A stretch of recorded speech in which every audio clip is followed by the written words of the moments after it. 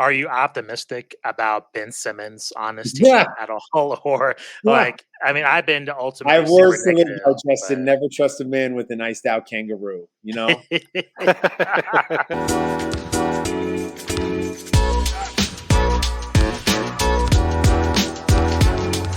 thanks for coming back on. And there's been a lot of news with the Knicks, and that's what we always like to chop it up with you first about. And I just want to kind of, before we move on to like Donovan Mitchell, went wrong there, just want to get your thoughts on the Knicks signing RJ Barrett. And just where do you see that signing? Is it a positive, negative? Is this like of a different direction for the Knicks, or do you think it's kind of par for the course in terms of their growth this coming season?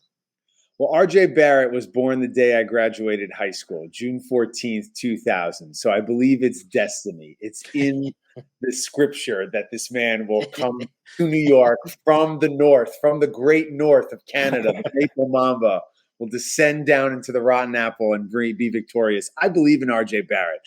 I think he's a phenomenal young pro. It's amazing to think he's heading into year 4, and he'll be 23 in like 9 months. It's Wow, crazy. that's crazy. And he's had 3 head coaches, I think, during his short run in New York. So some continuity and stability would be nice for the young phenom. They got him at a sensible extension, and he's got to go out there and prove it now. I'm stoked. It's the first time they've signed a first round draft pick since Charlie Ward. They're doing something right now. I mean, this is definitely not par for the course for what your question was. This is new territory for the Knicks, developing Yeah. young guys. I'm here for it. And do you think this is the right strategy? Because you're right. Like, typically the next playbook is just, sign the biggest free agent. And that didn't happen with Donovan Mitchell. And there seemed to be a lot of disappointment online. Are you following that camp in terms of like a bummer couldn't pull in that the Knicks couldn't pull that trade off? Or is it kind of like good riddance? It's kind of the Cavs problems with Donovan Mitchell. I'll ask you guys a question. Who is better, Donovan Mitchell post Utah or Steve Francis post Houston? This reminded me of when Steve Francis came to my New York Knicks, an all-star combo undersized guard who just wasn't quite as explosive, just wasn't the same in New York. I don't know if that'll be the case for Donovan. I think the Cavs are for real. They're going to be a lot of fun, a lot of great young talent on that team. And the Knicks have learned from mistakes of the past. I mean, every Knicks fan knows they gave up everything for Melo, and that ultimately hurt Melo's time in New York. He took the oldest team in the history of the sport to 54 wins when he won the scoring title, and J.R. Smith won sixth man. I was in the Garden the night we celebrated Jason Kidd's 40th birthday. So look, the Knicks have learned from the mistakes of the past, and as Scott Perry said, Donovan Mitchell is not Carmelo Anthony. He's a great young player. We all know if him and Jalen Brunson are in that backcourt, they mortgage the future. We're staring at a 7 seed, a 6 seed, and probably out of the playoffs over the next 3 years. So let's not go through this movie. I have enough commemorative Chase Banks like playoff hats from 2011, from 2012, first round hats that I can just throw in the trash. So I don't need any more of that. Let's not be in this middle area. Let's be on top of the mountain or at the bottom rebuilding. 100%. And I think I can't speak for Justin, but I'm team RJ with you, Ben. Me too. Yeah. I don't really see like the value in giving all that up right now when the Knicks for the past 2 years or so have had some of that element of continuity that you're talking about there. So I have to get your thoughts also on Jalen Brunson. Thoughts about signing? Is there a certain like prestige that the Knicks gain from having a free agent? Leave Luka Doncic and come to New York. And also your thoughts on that backcourt that you just mentioned of those two together. Well, if Jalen Brunson needs a new dentist in New York now that he's moved from Dallas, nobody better than RJ Barrett to put him on to orthodontics in New York City. The guy's got a phenomenal smile. Right. I like the addition of Jalen Brunson. Everybody goes nuts for the $100 million in today's NBA. That's not the same $100 million, right?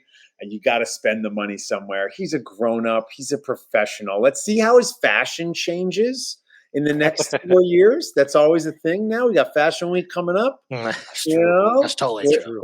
Let's see if the linen gets a little crispier for Jalen Brunson and the buttons come a little bit more undone as he heads out to Tao after they get a Friday night win. So That's how I joke, but that's the thing, right, guys? Is the life in New York can grab hold of guys. He grew up in New York. He grew up the son of a professional athlete. I think there's this new trend in the NBA where now we have so many guys who were the sons of the players we all grew up watching. Knicks have had a couple over the years, and Tim Hardaway Jr. comes to mind. But I think there's so many young pros now who grew up pros and understand that lifestyle. And he's a professional. He's not going to drop 35 and blow the doors off you every night, but just solid, consistent point guard play. This is a man who watched Frank Williams take his first shot in the NBA and hit the side of the backboard in Detroit. So like, let's just have a consistent grown-up playing point guard for the New York Knicks, and then we're on our way. Ben, I want to get your thoughts on the Brooklyn Nets and that drama. And basically, what do you think with this team? I'm just at a loss kind of for words. It seems like there's some optimism, but it's kind of like we know the track records of all the players involved. Is there any hope of this team even resembling a contender? I mean, I'm not even talking about even winning the title. I'm just talking about having a decent playoff run. You know, my favorite TV show growing up when I was a kid was the original Beverly Hills 90210. This show was high drama. Are you kidding me? Luke Perry playing Dylan, and that's maybe your Kevin Durant. He's like too cool for school. It's like Dylan. He's down in Baja. He's out with Mitch Kleiman on the boat somewhere. Like he's just not around, you know. Steve Sanders, always in trouble, always with Mrs. Teasley, rest in peace. He's always getting into it with his parents, getting into it with Kelly. That's your Kyrie Irving, right? He's just always something, right? Now, I joke about now, too. It's a drama. It's a soap opera. It's got everything in that show, and that's what the Nets are. I love that they had as many playoff wins as the Knicks last year. That brought a big smile to my face. And where Brooklyn at? I don't know, guys. Where are they at? Are they at the Barclays, which is a nightclub with the lights turned on? Are they in the meditation room over there? Are they drinking Armadale in the concourse? Like, what's going on, guys? Like, I'm all in on this Brooklyn Nets soap opera. It's the new 90210. But what do you make of Kevin Durant's? Like, what do we when it's all said and done? I think it's. For me, it's complicated. Maybe for others, it's easy. But I think it's really hard to really encompass Kevin Durant's NBA career so far. It's very confusing. And at this point, I don't really know. He doesn't seem happy. So I almost am kind of rooting for his happiness more than him being like a great ball player, because he just seems disgruntled in every single place he goes. I don't know. I saw an Instagram story where he was on a jet ski in Turks and Caicos. He looked pretty happy. There, once we get in the training camp and him with Kyrie, I mean, things might change. He's coming up on that 34th birthday in the next 2 weeks too. So something tells me there'll be a party on Instagram. Sure, I feel like KD is such a hooper that his basketball career transcends the NBA. He's always just been the best player on the best team. And that's a real part of basketball culture, whether you're playing in a high school tournament, AAU tournament, or just playing in the park pickup, like the best player on the best team. That's always a thing. And he's just been that guy for as long as we've known him.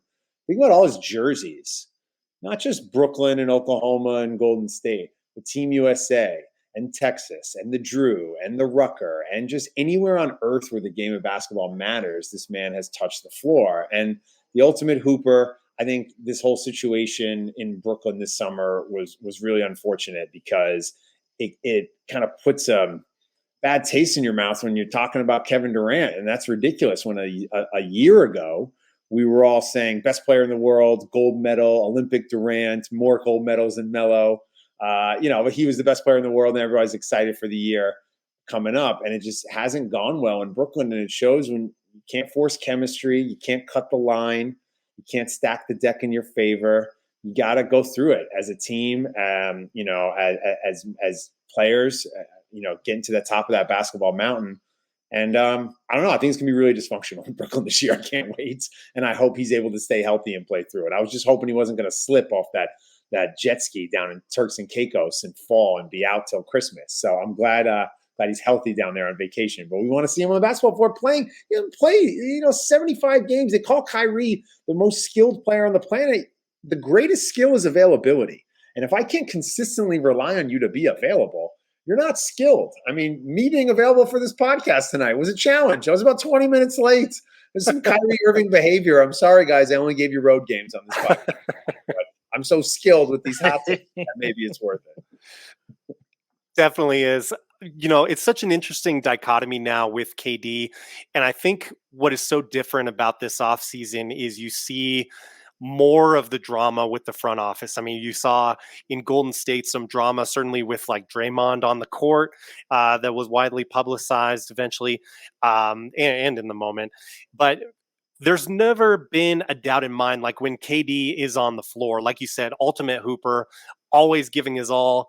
I mean, a lot of respect for him for going out there and tore his Achilles in the NBA Finals, as we all know in here. So it's just such a strange dichotomy, I think, to see things now, not being rosy with management, or however you want to put it. Is it possible that we're not giving KD a fair shake as the media, or however you want to label it, in that we're not in on all those conversations that are going on behind closed doors?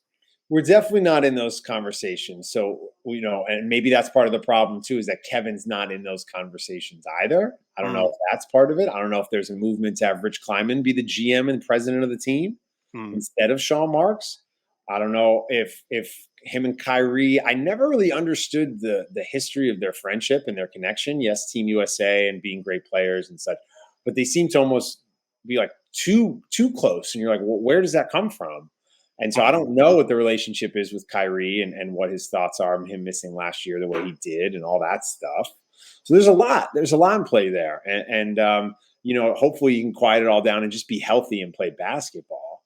I really do feel like we've been deprived as fans because we were teased the greatest show on wood and just all this stuff with these guys, and we just haven't seen it really. So it's almost this what if that will hang over them. But I want to see him healthy playing basketball. Give me 70 Kevin Durant games this year, and I'll be a happy hooper.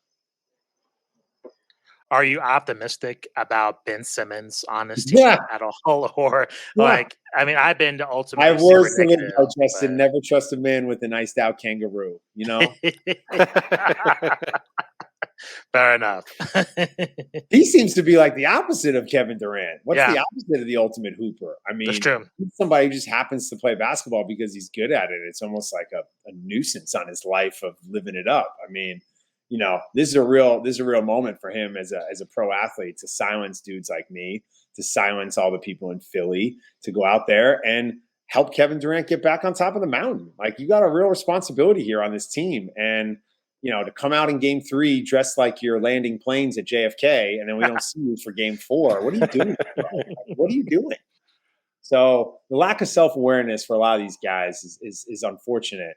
But I again, just want to see him back out there playing. Our favorite players don't play. It's like, I don't get it. It's become this new thing in the NBA where the idea of someone is almost better than the actual product. Who's had a better NBA career, RJ or Zion? It's not even close. It's RJ Barrett. Yes, Zion has been better in the times that he's played. He doesn't play. It's true. He missed a whole year. Like Ben Simmons, you miss a whole year. And that's such a part of this. Jokic plays every game. Shouts out to him, shouts out to Giannis, these dudes who are healthy every year and are available and are not in nonsense and just always something. I'm watching Nick Kyrgios with my parents upstairs, and this guy's got the eye drops. He changes shorts. He, falls down. He's yelling at the official. It's like Ben Simmons, the mental health, the back, the this. Just play basketball. It's all we care about. You don't want to play? Okay, fine, don't play. We'll move on to the next guy.